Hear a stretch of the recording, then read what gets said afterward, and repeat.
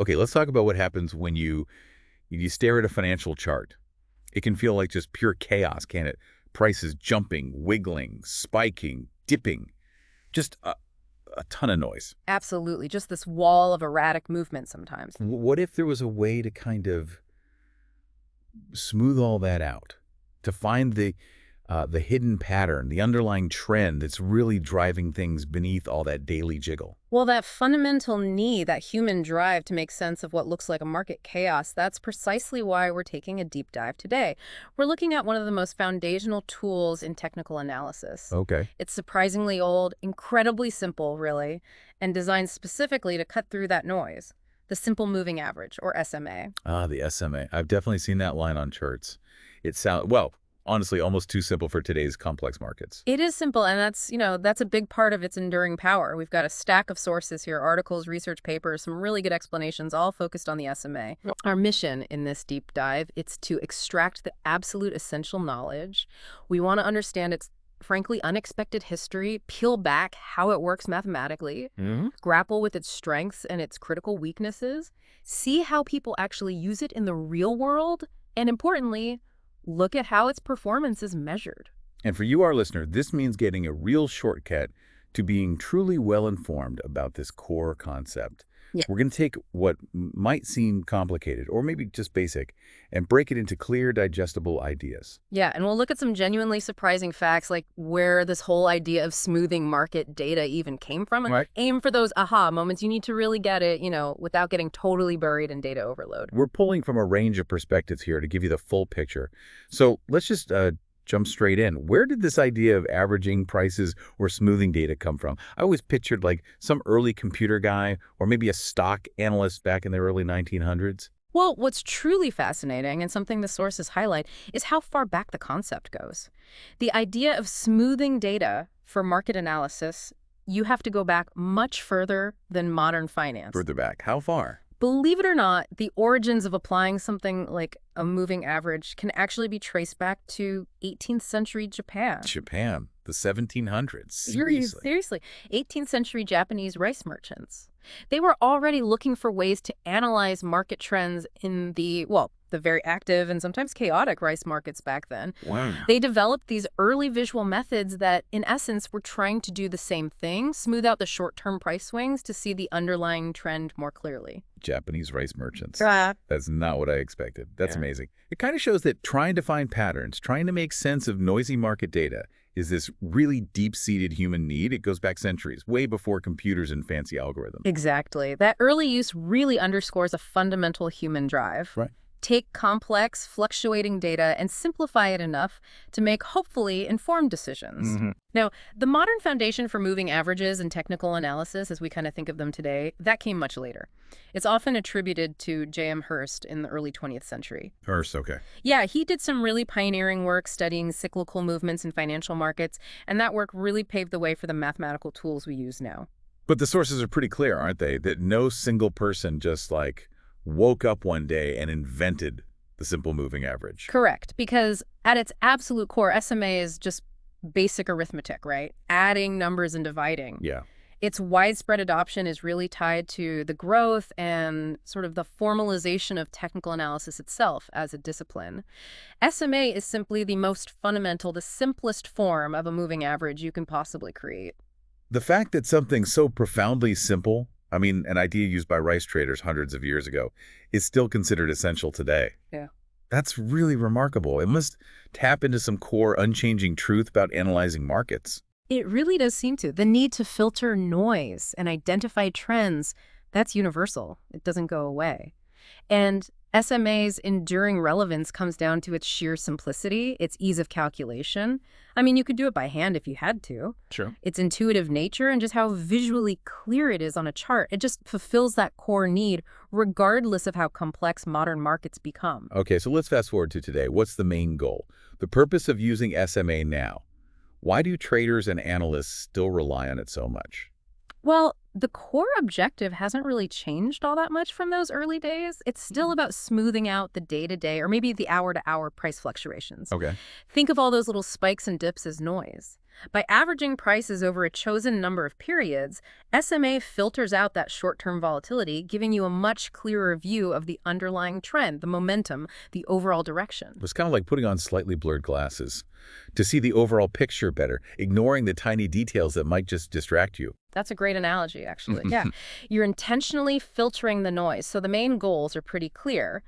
Visually smoothing the price data. Right. Identifying if the market seems to have a detectable trend up, down, or maybe just sideways. Generating potential trading signals, which we'll definitely get into. Okay. And helping to identify dynamic support and resistance levels. Those areas where price might find buyers stepping in or sellers taking control. And is this something only like niche day traders use, or is it really widespread? Oh, it's absolutely foundational. It's a widely used tool across technical analysis. You'll find it applied in Forex markets, often using shorter periods, maybe 10 or 20, because Forex can move so quickly. Makes sense. As well as in stocks, commodities, indices, crypto, really anywhere you've got time series price data. It's a fundamental building block for countless trading strategies. The most classic one is probably the moving average crossover strategy. Right, the crossovers. Exactly. And it can even play a role in risk management, like giving you an idea of where you might place a stop-loss order. It sounds incredibly flexible then, almost like a Swiss Army knife for chart analysis. It is versatile, yeah. Some sources describe it as a multi-purpose lens, but that versatility comes with a really important requirement. You have to be clear about your specific goal when you're using it. How so? Well, identifying a potential long-term investment trend using, say, a 200-day SMA is a completely different application than using a 10-period SMA on a 5-minute chart to find a quick entry point. Your objective really dictates how you set it up and interpret it. Gotcha. Okay, you keep emphasizing its simplicity. Let's get into the math a bit. How exactly is that simple average calculated and turned into that line we see on the chart? It really is as straightforward as it sounds. First, you pick a specific number of periods you want to average.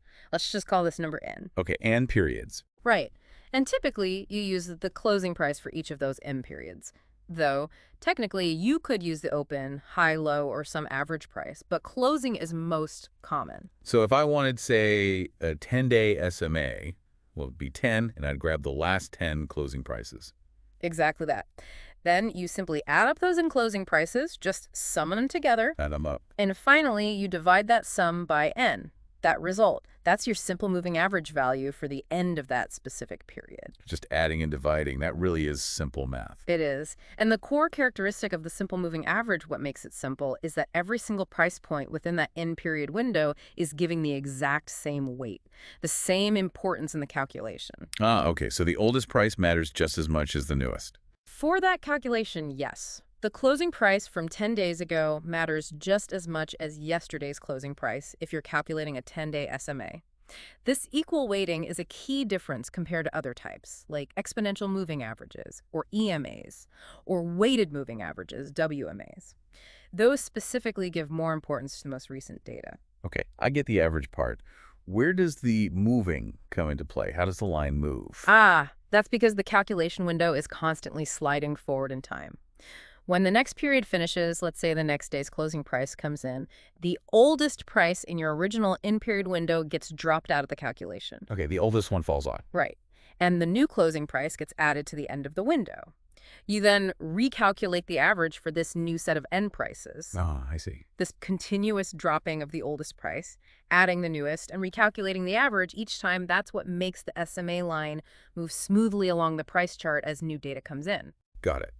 So that equal weighting across the whole window, combined with this sliding calculation, that's what gives it that smoothness, that noise filtering capability you mentioned earlier. Precisely. It's sort of the democratic nature of the SMA giving every price point an equal vote, plus the averaging effect itself that smooths out the volatility. It makes the line much less susceptible to sharp jumps from just a single unusual price spike. Yeah. It's very effective at filtering noise because of that. And here comes the but, I feel. If it's averaging past data equally, and the window is always sliding but always includes older prices, doesn't that mean it's inherently late? Like, it lags behind the current market price. You've absolutely hit on its biggest limitation. That equal weighting and that reliance on a window of historical data is the direct source of its inherent lag. Lag, okay. The SMA line will always trail behind the current price action. It simply takes time for new price information to significantly influence the average across the entire window. Ah, so the very characteristic that makes it smooth and filters noise also makes it slow to react to what's happening now. That's the fundamental trade-off. That's exactly it. You have to accept this trade-off when you choose to use SMA. You gain smoothness, you gain effective noise filtering, but you pay for it with a delayed reaction time. It won't catch the exact top or bottom because it's always looking slightly backward. Right. So given that built-in lag, SMA must not work well in every market situation, right? Yeah. There must be times when it's the right tool and times when it's likely to lead you astray. You're absolutely right. SMA performs best when the market conditions kind of align with the underlying mathematical assumptions it operates under. Theoretically, the sources mention, it assumes the price data has a slowly varying mean and is locally stationary. Okay. Put that in simpler terms for me. What does that actually mean for a trader? It basically means it works best when the price isn't behaving completely erratically, when it's not jumping all over the place unpredictably, and when the average price level is changing somewhat gradually over the period you're looking at. Okay, so when does it really shine? SMA works best in clear, strong trending markets. That's its sweet spot. When prices are consistently moving up over time or consistently moving down, the SMA follows along beautifully, confirming that trend. Mm-hmm. In those conditions, it often acts as a reliable dynamic support level in an uptrend. Price dips to it and bounces, or dynamic resistance in a downtrend, price rallies to it and fails. It helps you stay in a trend and ignore the minor little counter-trend wiggles. Okay, so good for riding trends. What else? It's also generally considered more reliable on longer time frames, like daily or weekly charts. On those longer views, the short-term noise is less dominant anyway, and the SMA does a great job highlighting the big picture trend. Right. It's excellent when used simply as a trend filter. For instance, using a long-term SMA like the 200-day just to say, okay, are we generally in an uptrend or a downtrend, and then maybe only looking for buy signals if you're above the 200-day SMA, or sells if below. Using it as a directional bias. Exactly. And crucially, its effectiveness is significantly improved when it's combined with other indicators or analytical methods, using something else to confirm the signals SMA might be giving you. Okay, that makes a lot of sense. In a clear trend, lagging a bit isn't so bad because the trend tends to persist. But what about when the market isn't trending clearly? When it's just messy? That's precisely when SMA tends to perform poorly. It struggles badly in sideways or ranging markets. Right, when prices are just stuck. Yeah, when the price is just bouncing back and forth in a defined channel, the SMA line tends to flatten out, and the price just constantly crosses back and forth over the SMA line. This generates lots and lots of false signals. Traders call it getting whipsawed. Whipsawed, like getting jerked back and forth, buying high, selling low. Exactly that. It can lead to a frustrating series of small losing trades. SMA also struggles in choppy, highly volatile markets with large, unpredictable price swings. The underlying assumption of a somewhat stable, slowly changing mean just breaks down, and its lag means it just can't keep up. And obviously, because it's purely based on past price, it cannot react to sudden news announcements or unexpected black swan type events that cause immediate, sharp moves. Right, it wouldn't know about that until after the fact. Exactly. And relying on SMA by itself, without any form of confirmation from other tools, is widely considered a risky approach because of these limitations. So the key insight here is that its performance really depends on the context, on how well the current market behavior matches the way SMA is designed. Perfectly put. It's not a universal tool. You need to understand when its smoothing and lagging properties are actually helpful, and when they become a liability, it's about applying it intelligently. Okay, so it's not just about knowing what SMA is, but really knowing when to trust it. How would someone actually go from this concept to, putting that line on their chart and maybe even calculating it themselves? Walk us through the steps. Sure. The process is pretty standardized, really. First, you select the asset you want to analyze, a stock, a currency pair, or whatever, and the specific time frame you're working on. Is it a 1-minute chart, a 4-hour chart, a daily chart? Your trading style dictates this first step. Time frame first, got it. Then you choose the period length. And this is the most important parameter you'll have to tune. Are you looking at 10 periods, 50 periods, 200 periods? Pick the number of bars or candles to average. Right, exactly. Next, you gather the price data for the most recent end periods. As we said, most commonly people use the closing prices.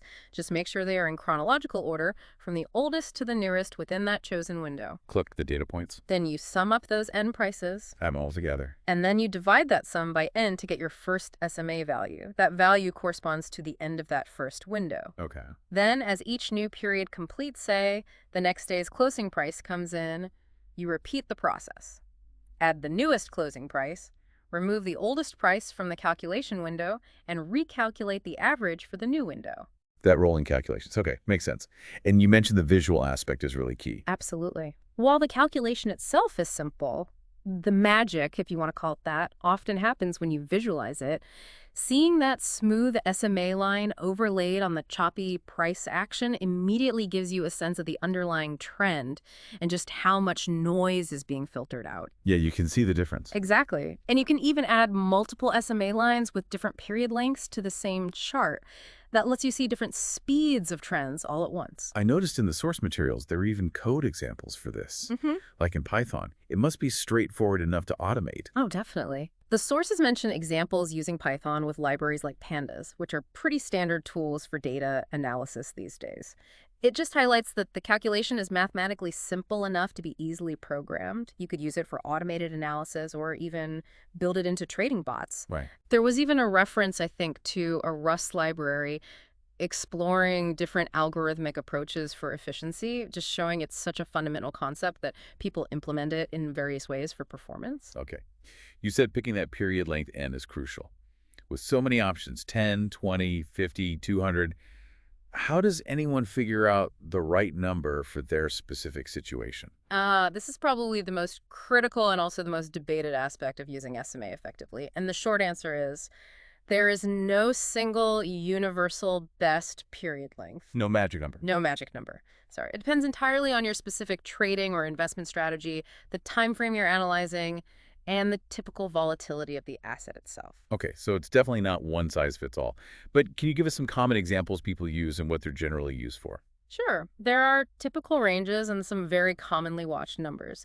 You've got short-term SMAs, think maybe 5 to 20 periods, like a 9, 10, or 20 period SMA. These are fast, they're sensitive, they hug the price action very tightly. Your fast ones. Right. Good for identifying very short trends, maybe useful for day trading or scalping strategies. The downside, as we keep saying, is they are very sensitive to noise and tend to generate more false signals. More noise, more signals. Got it. Then there's the midterm. Often people use a 50-period SMA. This strikes more of a balance between responsiveness and smoothness. The 50 is very popular and frequently used in classic crossover strategies like comparing the 50 to the 200. Sure, 50, 200. Exactly. And then you have the long-term SMAs, typically 100 or most famously 200 periods. These are slow, very smooth. They filter out a lot of noise. Their primary purpose is to define the major overarching trend. Are we generally in a bull market or a bear market? The big picture. The big picture. The 200-period SMA, especially the 200-day, is one of the most widely watched indicators by large institutions and long-term investors. The downside, significant lag. Signals come quite late compared to the actual turns. So choosing N really is just a direct reflection of that trade-off we talked about. Short N for speed, but more noise. Long N for smoothness, but more lag. That's precisely it. Your choice reflects whether you're trying to catch relatively fast moves or if you're focused on confirming the big, slow, established trends. Are there any other ways to tweak or adjust an SMA besides just the number of periods N?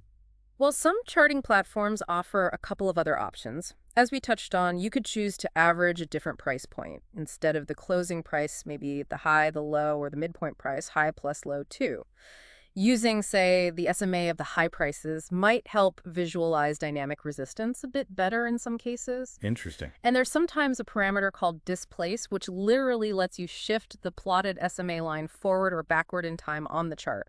Though that's less commonly used for standard interpretation, more for specific system development maybe. Okay, but sticking to the main parameter N, how do professionals really figure out which specific length is best for their setup? Is there a more systematic way than just picking a common number? Yes, the most common and generally recommended method is backtesting. Backtesting. You take historical price data for the specific asset you trade, and you simulate using different SMA lengths within your proposed trading rules or strategy. You then look at the results, which period lengths generate the best performance based on the metrics you care about, like profit, drawdown, win rate, etc. So you test it on the past. Exactly. Yeah. Now, the source is always wisely caution, and it's true that past performance doesn't guarantee future results. Markets change, but backtesting is usually the best starting point for optimizing that end value. Makes sense. Other approaches: simple trial and error, just observing how different SMAs behave visually on your chart. And many professionals, as mentioned, don't rely on just one. They combine multiple SMAs of different lengths, maybe a 10, a 50, and a 200 on the same chart to get a multi-layered view of trends across different time frames and look for confirming signals between them. Speaking of performance, if you are using SMA signals in a strategy, how do you actually measure if it's working properly? It can't just be, did I make money overall, Yeah. right? There must be more to it. Oh, absolutely not. Looking solely at the final net profit figure is really insufficient for evaluating any trading strategy, especially one based on a lagging indicator like SMA. You need a much more nuanced view using several key performance metrics. Okay, like what? Well, you definitely look at the win rate. What percentage of the trades triggered by the SMA signal were actually profitable? Yeah, okay. How often you're right versus wrong. Right. But just winning often isn't enough if your losing trades are huge and wipe out all the small wins. So you have to look at the average profit per winning trade versus the average loss per losing trade. Ideally, your average winner should be significantly larger than your average loser. This ties directly into the risk-reward ratio you target on each trade. Okay, win rate and the size of wins versus losses. What about the inevitable bad patches, the losing streaks? Critically important metric there is the maximum drawdown. This measures the largest percentage decline your account value experienced from a peak down to a subsequent low point during the backtest period. Ouch. So how much pain you might have to endure. Exactly. It Yeah. gives you a realistic sense of the potential volatility and the emotional difficulty of sticking with the strategy during losing periods.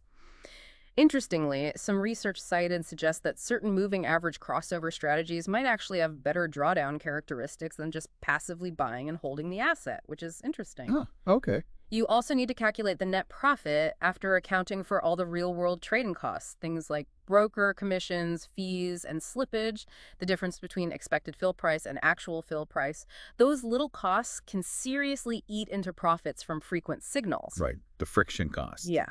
And the profit factor, which is simply your total gross profit from all winning trades divided by your total gross loss from all losing trades, to be viable long-term, that number really needs to be comfortably above 1.0. Preferably higher. And how does that inherent lag of the SMA show up when you're evaluating performance? Well, the lag isn't a single performance number you calculate, but it's fundamental to understanding the results. The sources mention the theoretical lag of an M-period SMA is roughly M plus 1, 2 periods. This lag directly impacts how early or late your signals are generated, which in turn affects your entry and exit points, and therefore your potential profit or loss on each trade. So it determines when you get in and out. Precisely. You also look at things like signal accuracy. How often did a signal actually predict a move of a certain magnitude? And the sheer number of signals generated. A strategy with too many signals, especially from a very short, sensitive SMA, can lead to overtrading and rack up those transaction costs quickly. Okay. Anything else for a really pro-level evaluation? Yes, for a truly professional assessment, especially when comparing different strategies, you'd look at risk-adjusted return metrics. The most common are the Sharpe ratio and the Sortino ratio. Sharpe and Sortino. Heard of those? The Sharpe ratio looks at your excess return above a risk-free rate relative to the total volatility standard deviation of those returns. The Sortino ratio is similar, but often preferred by traders because it only considers the downside volatility, the bad volatility in its calculation. It measures return relative to the risk of falling short of a target. Focusing on the risk you actually care about. Exactly. So the big takeaway is that evaluating an SMA-based strategy is multifaceted. A high total profit isn't enough if the risk was huge or the consistency was poor. You have to consider risk, drawdown, costs, consistency, and how the indicator's own characteristics, like its lag, play into the real-world results. Okay, that makes sense. Now, SMAs are foundational, but as you mentioned, it's not the only player in the moving average game. How does it really stack up against its cousins, like the exponential moving average, EMA, or the weighted moving average, WMA?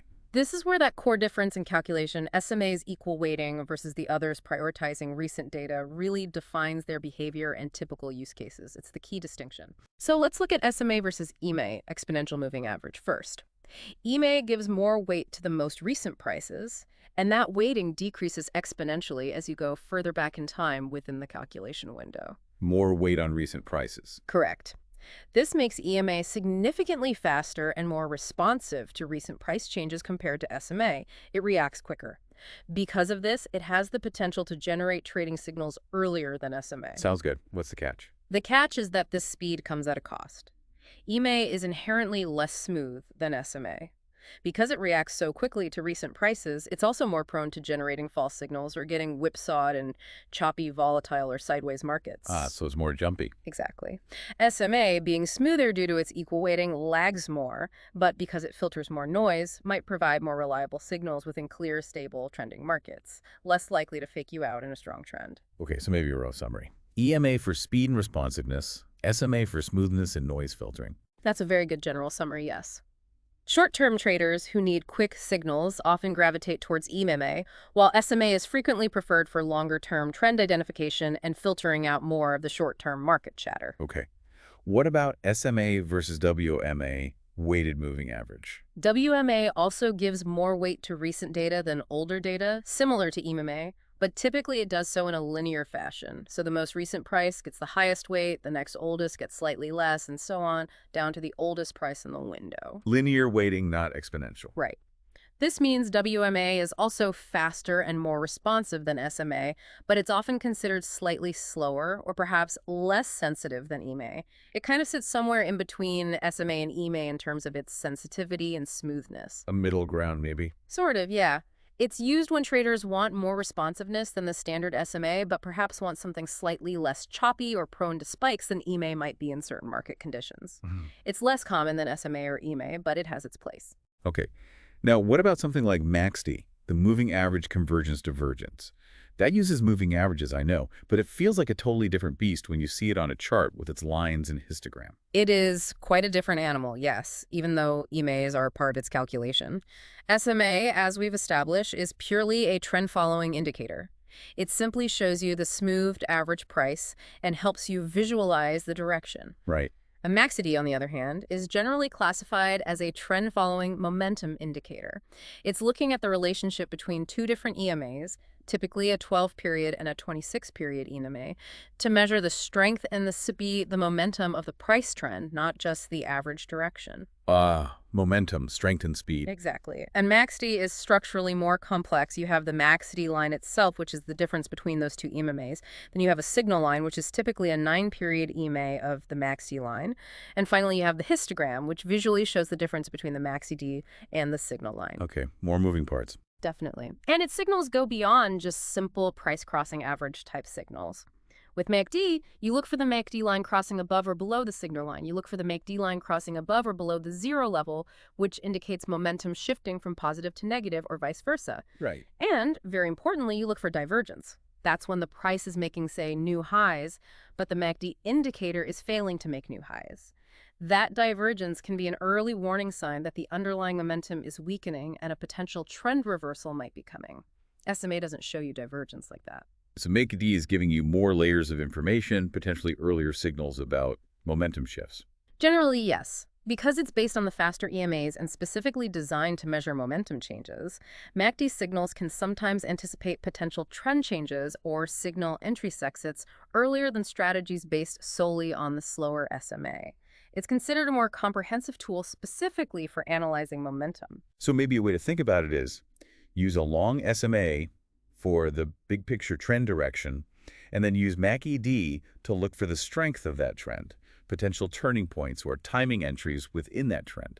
That's a very common and often effective approach. Many traders combine them exactly like that. Use the SMA, maybe a 50 or 200, to confirm the overall market tide, and then use MACD for more nuanced timing, looking for convergences, divergences, or signal line crossovers that align with the main trend. Makes sense. Combine their strengths. Precisely. The comparison tables and the sources really lay this out well. There's no single best indicator overall. It entirely depends on what aspect of market behavior you're trying to analyze and what fits your personal trading style and risk tolerance. All right, let's make this really practical now. We've talked about theory, the math, the comparisons. How do people actually use these SMA lines and the signals they generate in real-world trading decisions? Give us some concrete examples. Okay, let's look at some practical applications drawn directly from the sources. The absolute simplest way to use SMA is just visually confirming the trend. Is the price consistently trading above a rising SMA line? That visually supports the idea that you're in an uptrend.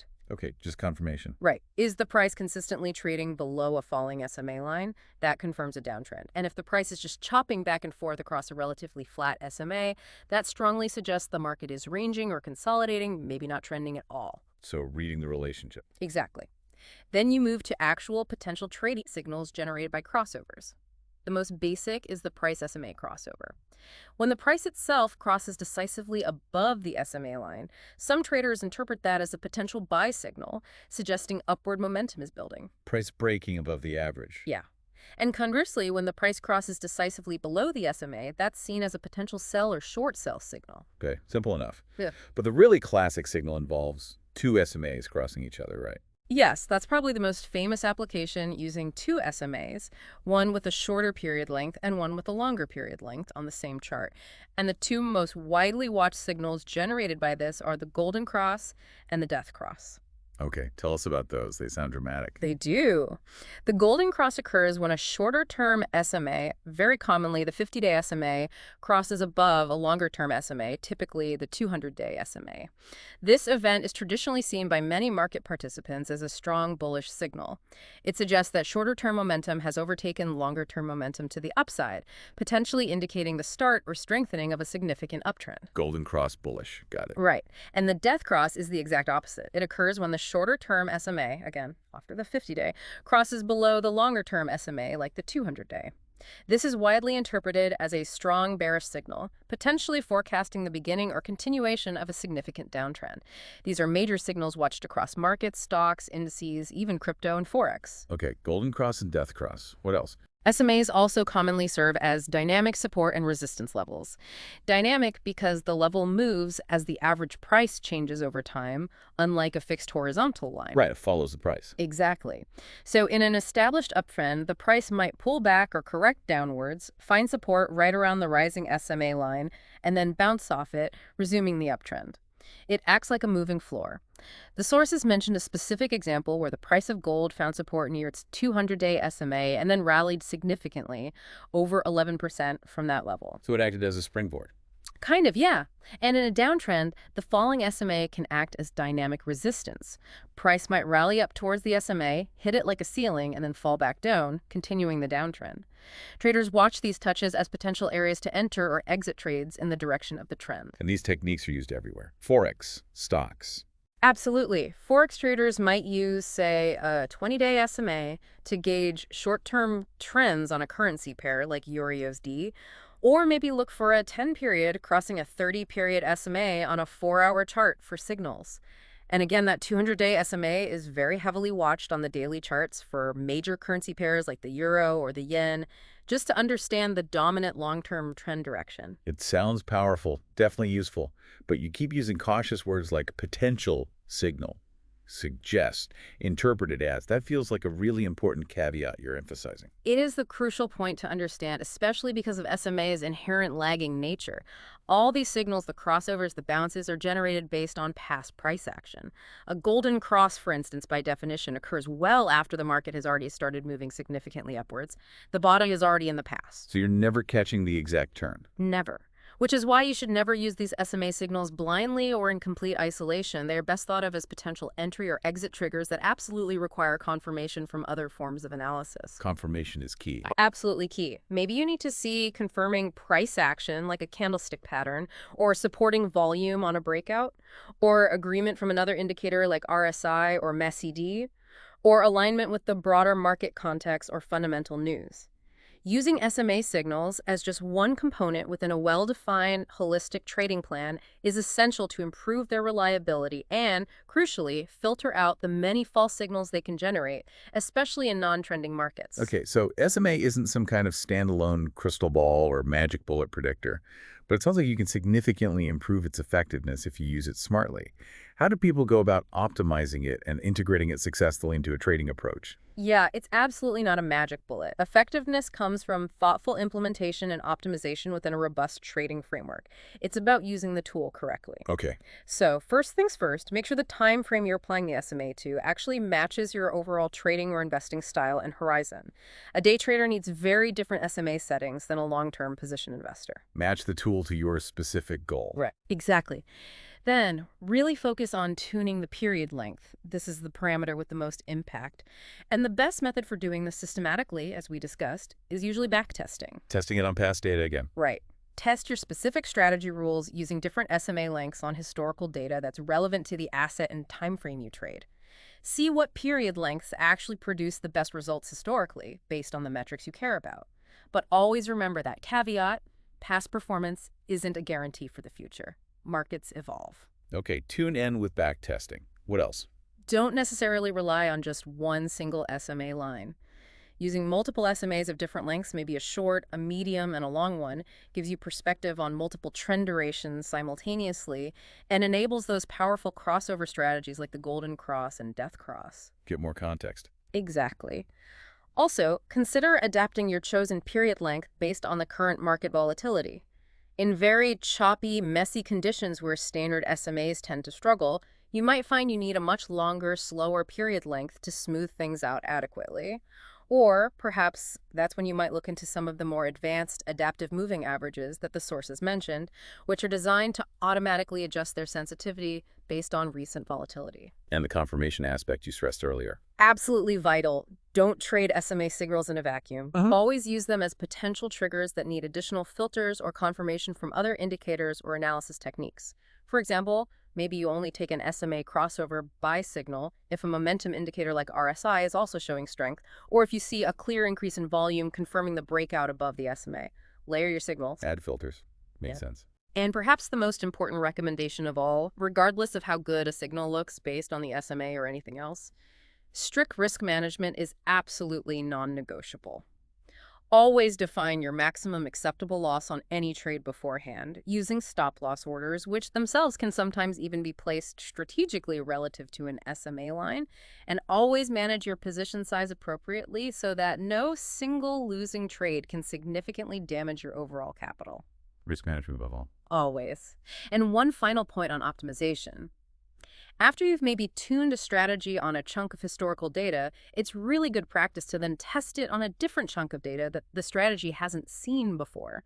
This is often called out-of-sample testing. It helps reveal if your strategy is truly robust or if it was just accidentally overfitted to the specific historical data you used for tuning. Avoid curve fitting. Exactly. Optimization isn't really a one-off task. It's more of an ongoing process of testing, adapting to potentially changing market conditions, and intelligently integrating SMA as just one piece within a larger comprehensive trading system. It's fascinating that such a fundamentally simple, almost ancient tool, conceptually speaking, is still so relevant and widely used today. Is there new research happening on SMA? Or ways it might evolve or be used differently in the future? Oh, definitely. The future of SMA isn't likely about reinventing the simple average calculation itself that's pretty fixed. It's more about making it smarter, integrating it more effectively, and using it in new ways within more powerful analytical systems. Okay, like how? Well, research certainly continues into those adaptive moving averages we mentioned, ones that can dynamically adjust their period length or sensitivity based on market volatility, directly addressing one of SMA's key weaknesses in choppy markets. Making you more flexible. Right. There's also significant potential and ongoing work in combining SMA with machine learning techniques. SMA values, or maybe the slope of an SMA or its relationship to the current price, can be used as features as inputs for ML models that are trying to predict future price movements, or perhaps automatically optimize trading strategy parameters, including the SMA length itself. Using AI to enhance it. Essentially, yes. Analysts are also doing more detailed studies on how SMA-based strategies perform across different identified market regimes, like strong trending versus weak trending versus range-bound versus high volatility versus low volatility. The goal is to develop more sophisticated strategies that can perhaps switch their rules or parameters, maybe even turn off the SMA signals entirely based on the currently detected market environment. Adapting to the market type. Exactly. There's even interest, according to some sources, in applying the core smoothing concept of moving averages to non-traditional data sources. Think about calculating a moving average of social media sentiment scores or a moving average of certain types of transaction volume data to try and identify underlying trends there that might lead price. Expanding the concept beyond price. Interesting. Yeah. And further research also includes exploring more complex constructions, like taking moving averages of other moving averages to create even smoother lines, or doing very detailed analysis on the very real impact of trading costs, spread, slippage, commissions on the actual net profitability of strategies that rely on simple indicators like SMA, especially those generating frequent signals. Getting more realistic about costs. Definitely. So while SMA's core mathematical concept is old and simple, its foundational value in smoothing data is clearly recognized. The ongoing work seems focused on making it more robust, more accurate when combined intelligently with other tools, and leveraging modern computing power and techniques like ML to integrate it into more sophisticated and adaptive analysis and trading systems. It's really a classic tool that's finding new relevance through innovation and integration. So wrapping this all up, our deep dive really shows that the simple moving average has truly stood the test of time, hasn't it? Its elegant simplicity in smoothing out that noisy price data and helping to reveal the underlying trend, that's its great strength. It is, but we've also seen very clearly that the very thing that makes it smooth, that equal averaging of past data, is also its inherent weakness. It leads directly to that crucial lag. Right, that lag is always there. So you absolutely cannot just throw an SMA on a chart Yeah. and blindly follow every crossover signal it generates. Absolutely not. To use it effectively, you must understand its limitations, especially how poorly it tends to perform when markets aren't clearly trending when they're choppy or sideways. You have to carefully choose and tune your parameters, ideally through objective testing like backtesting. Hmm. And perhaps most importantly, always combine its potential signals with other analytical tools for confirmation and apply non-negotiable, solid risk management principles. This deep dive has hopefully given you, our listener, the critical knowledge to look at an SMA line on a chart and understand not just what it is, but why it behaves the way it does, why people use it, and perhaps most importantly, how to approach its signals with the necessary awareness of its strengths and its significant limitations. You can now see its history, its simple math, its potential uses, and also its very real pitfalls. Yeah, and maybe a final thought to leave you with. Given that SMA's core function, its whole reason for being, is really to identify and follow trends, and knowing, as we do, that markets actually spend a considerable amount of time not trending strongly, but rather moving sideways or chopping around, how might the simple act of first consciously trying to determine the current state of the market, asking yourself, is this market clearly trending right now, or is it just ranging? How might that determination completely change whether you would choose to rely on or perhaps even look at this fundamental tool at all for making decisions in that particular situation? Something to consider as you analyze